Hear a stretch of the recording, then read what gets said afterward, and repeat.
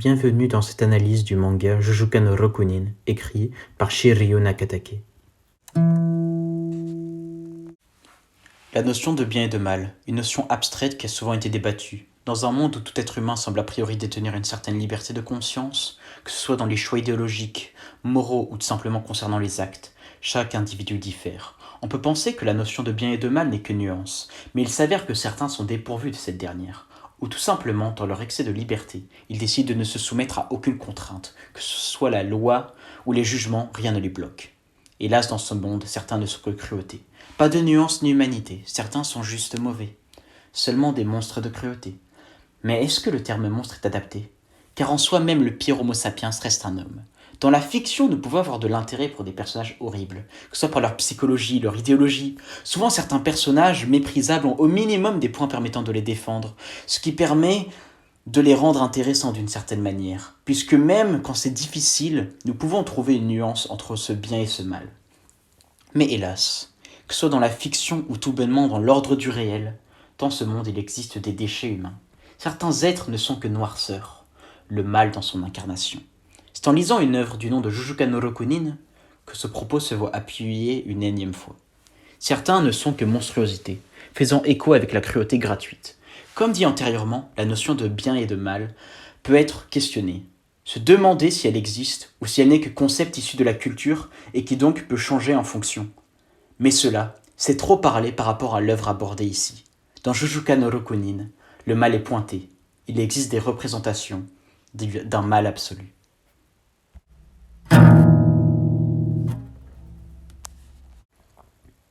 Shunoruma était un enfant comme les autres de son âge qui vivait une vie heureuse, accompagné de ses parents et de son petit frère. Bien que Shun soit harcelé, il arrive à supporter les difficultés grâce à sa famille.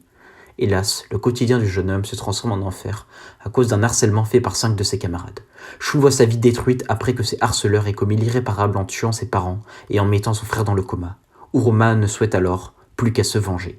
C'est ainsi qu'il prépare son jugement accompagné de son grand-père, ex-membre des forces spéciales. Après 4 ans d'entraînement, Shun est désormais prêt à se venger. Il va avoir à faire face à ses anciens bourreaux. Uruma ne lésinera pas sur son jugement. Il compte détruire le mal par le mal, bien que la tâche ne soit pas aisée.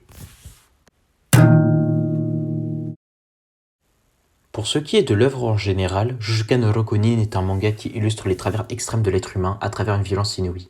Une violence qui peut donner lieu à un questionnement sur sa justification, sur sa justesse. Bien que ce manga puisse faire poser des questions au lecteur, le manga divertit le lecteur. En effet, la violence peut même être jouissive, alors qu'elle est présentée sous son côté le plus pervers.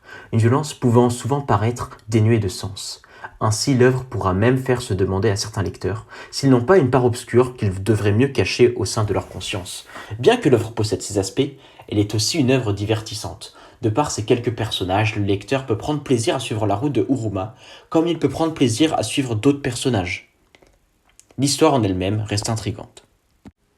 Pour ce qui est de la violence, elle n'est ni burlesque, ni humoristique, ni grossière. Le manga ne se veut pas gore. Si le manga devait définir sa violence, elle serait définie comme perverse, cynique, sadique, atroce. Une violence qui se voudrait même exagérée, mais à la fois comme réaliste, puisque la violence reste dans le cadre du réel. Elle reste possible.